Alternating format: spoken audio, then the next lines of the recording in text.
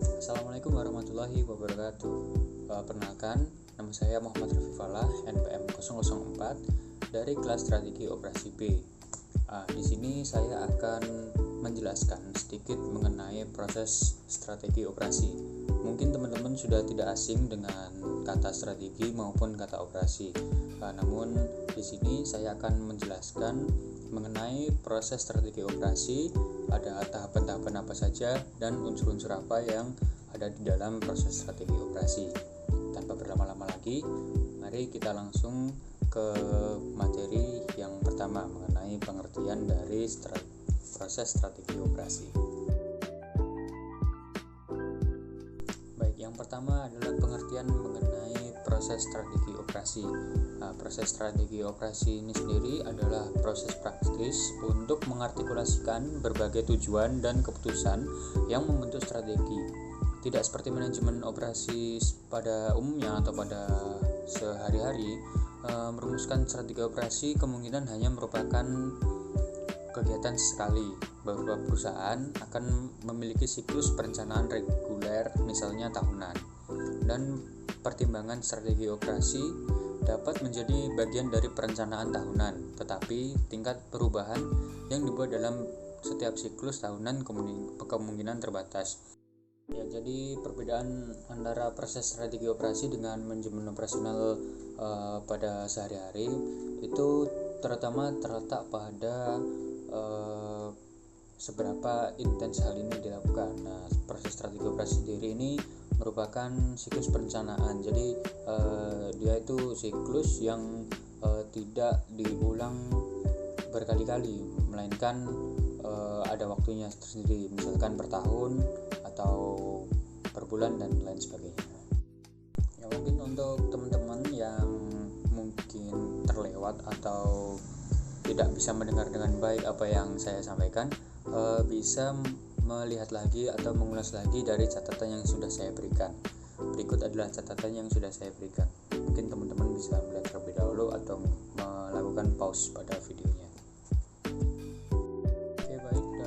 Berikutnya, dalam proses strategi operasi juga terdapat beberapa siklus untuk menjaga keselarasan dari waktu ke waktu.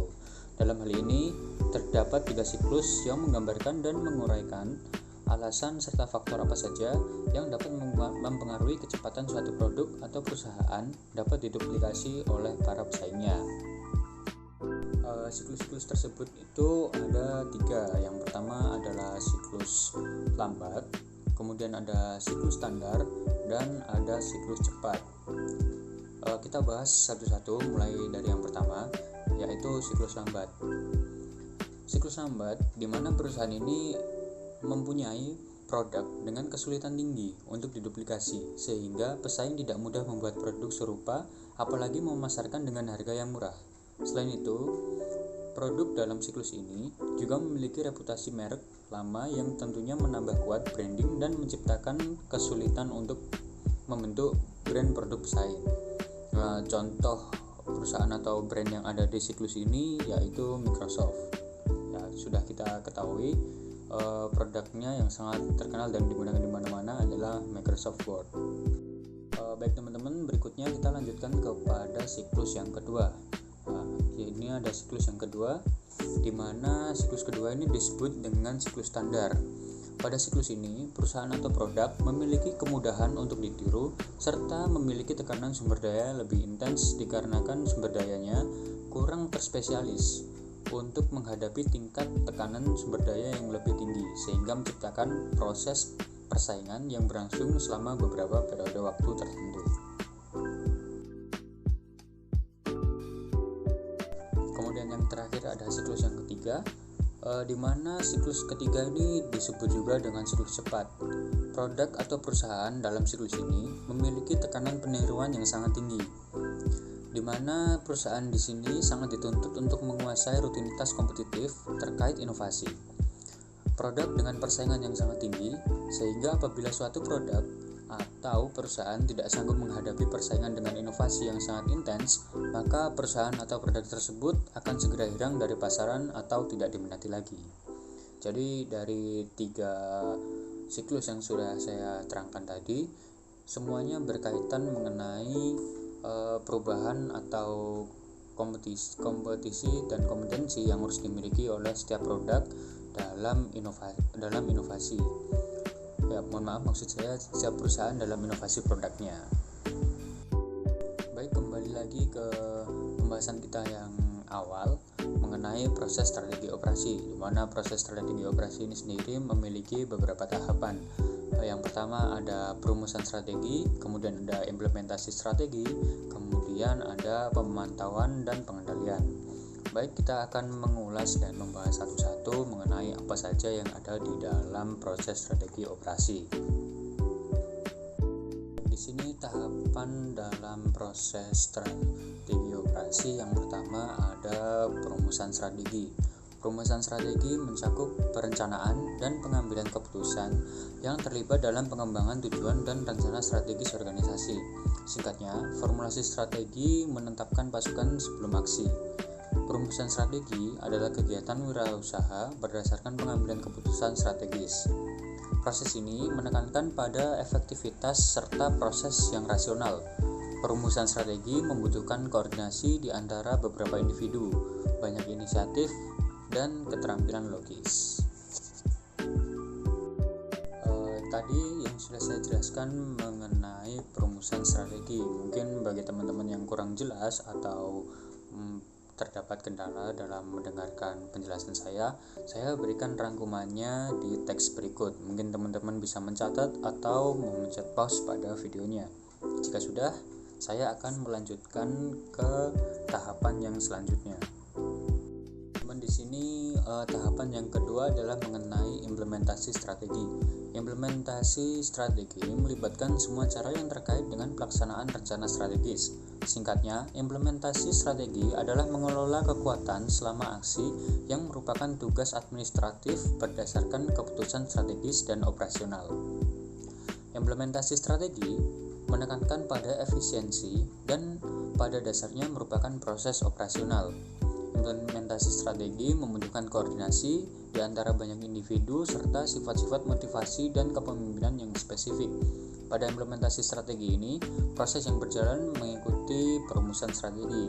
Jadi dapat disimpulkan bahwa proses dari strategi operasi itu berurutan, mulai dari yang pertama saya jelaskan tadi dari perumusan strategi, kemudian berlanjut ke implementasi. Setelah dirumuskan, maka suatu proses operasi akan diimplementasikan atau dipraktiskan, seperti itu teman-teman. Di sini mungkin saya berikan lagi catatan bagi teman-teman yang mendapat kendala atau kurang jelas dalam mendengarkan penjelasan saya berikan catatan sebagai berikut. Silahkan teman-teman bisa memencet pause atau mencatatnya terlebih dahulu. Oke, kita lanjutkan lagi teman-teman ke tahap yang berikutnya, yaitu pemantauan dan pengendalian. Langsung saja ke pengertian dan penjelasannya, di mana pemantauan dan pengendalian strategis melibatkan pemantauan dan evaluasi kegiatan, rencana, dan kinerja dengan tujuan tindakan korektif di masa depan jika diperlukan. Pandangan strategis, pemantauan, dan pengendalian mirip dengan pandangan operasional, tetapi ada perbedaan pada tingkat strategis. Tujuan seringkali kurang jelas. Mungkin juga ada pengetahuan yang lebih sedikit tentang bagaimana menghasilkan hasil yang diinginkan. Demikian pula, frekuensi intervensi kontrol yang dibuat berbeda. Pengendalian strategis tidak bisa berulang dengan setiap tugas implementasi melibatkan proyek atau investasi yang unik.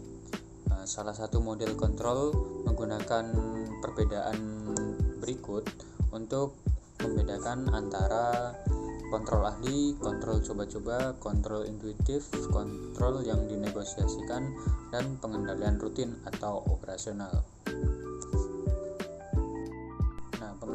Pemantauan dan pengendalian sendiri melibatkan pelacakan kinerja, pemindaian lingkungan, menafsirkan informasi yang dideteksi dan ditanggapi dengan tepat. Pemantauan mencakup 3 kegiatan.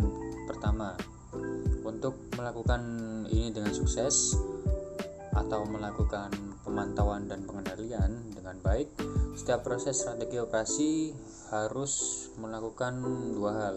Yang pertama adalah melacak kemajuan terhadap dua jenis tujuan implementasi. Tujuan proyek yang menunjukkan kemajuan implementasi menuju titik akhirnya, dan tujuan proses yang menunjukkan konsekuensi implementasi terhadap proses operasi yang ingin dipengaruhi.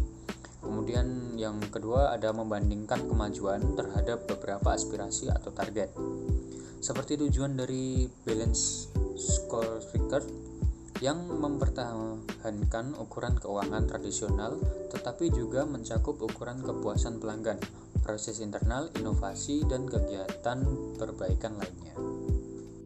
Oke teman-teman, kita sudah membahas dan mengulas sedikit mengenai proses strategi operasi. Mungkin kita akan bisa lebih paham apabila saya memberikan sedikit contoh yang saya ambil. Ini mengenai salah satu perusahaan yang telah menerapkan proses strategi sebelum dan selama mereka beroperasi. Jadi salah satu proses strategi operasi yang sudah berjalan itu dapat dilihat di PT Astra Honda Motor, yang saya kutip dari artikel Strategi PT Astra Honda Motor dalam mempertahankan keunggulan kompetitif secara berkelanjutan, yang ditulis oleh Riyandi Nur Sumawijaya pada tahun 2017. Dapat dilihat di artikel tersebut bahwa perusahaan PT Astra Honda Motor telah melakukan proses strategi operasi yang bersiklus, sehingga mereka tetap memiliki berbagai strategi dalam mempertahankan keberlangsungan usaha mereka di Indonesia. Pada tahap perumusan strategi dapat dilihat bahwa PT Astra Honda Motor memanfaatkan analisis SWOT sebagai langkah awal mereka dalam mengeksekusi penyusunan strategi. Dari analisis SWOT terlihat bahwa kekuatan AHM yang dimiliki akan bisa menutupi kelemahan yang ada, dan AHM cukup mampu menggunakan peluang dan mengurangi ancaman yang akan dihadapi oleh perusahaan mereka.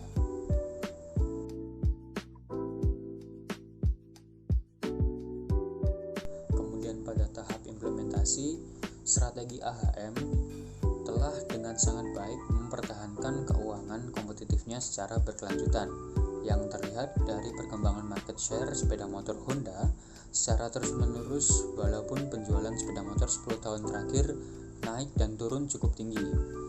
Jadi AHM telah mampu menggunakan keuangan untuk memanfaatkan peluang PT Astra Honda Motor atau AHM untuk mempertahankan dan mengembangkan keuangan kompetitif secara berkelanjutan. Menerapkan strategi sebagai berikut. Yang pertama adalah positioning strategi melalui citra produk Honda berteknologi tinggi, bandel, irit, bahan bakar, varian produk lebih beragam, dan brand global terpercaya. Distributor strategis melalui showroom, bengkel resmi, dan gerai spare part yang tersebar di seluruh wilayah Indonesia dan cukup mudah ditemukan. Pricing strategi atau pricing strategi harga yang menetapkan harga yang cukup tinggi dibanding pesaing untuk menunjukkan kepemimpinan pasar dan mutu produk Honda dengan memberikan jaminan atas produknya. Dan keberhasilannya terlihat dari terus meningkatnya market share sepeda motor Honda di Indonesia meskipun terjadi penurunan penjualan sepeda motor. Baik, kemudian pada proses yang terakhir atau dalam proses pemantauan dan pengendalian, Honda tentunya tidak mau apabila ada kesalahan-kesalahan yang terjadi baik itu dalam perusahaan maupun saat dengan melayani konsumen mereka. Dalam hal ini tentunya Honda selalu melakukan evaluasi demi berusaha menjamin bahwa kualitas produknya adalah yang terbaik. Didukung dengan budaya kerja dari Jepang di mana mereka akan mengutamakan attention to detail, sehingga kesalahan-kesalahan seminim apapun mereka akan meminimalisir kesalahan-kesalahan tersebut dan dipastikan kesempurnaan akan sampai ke tangan konsumen. Controlling yang dilakukan oleh AHM tentunya juga akan memiliki pedoman tersendiri di mana SOP atau standar operasional prosedur dari perusahaan akan selalu digunakan dalam kinerja AHM atau Astra Honda Motor sehari-hari, dan hal ini pula yang akan membuat pengendalian di dalam PT Astra Honda Motor menjadi semakin mudah dikontrol dan selalu sesuai dengan standar perusahaan. Oke, saya rasa apa yang saya sampaikan sudah cukup jelas. Mulai dari awal kita membahas mengenai pengertian proses strategi operasi, beberapa siklus yang mempengaruhi mulai dari siklus lambat, standar hingga siklus cepat, kemudian berlanjut ke pembahasan mengenai tahapan strategis operasi, di mana terdapat beberapa tahapan yang sudah saya jelaskan, antara lain perumusan, implementasi, pemantauan, serta pengendalian. Dengan tersampaikannya contoh dari studi kasus PT Astra Honda Motor, maka cukup sampai di sini penjelasan video dari saya.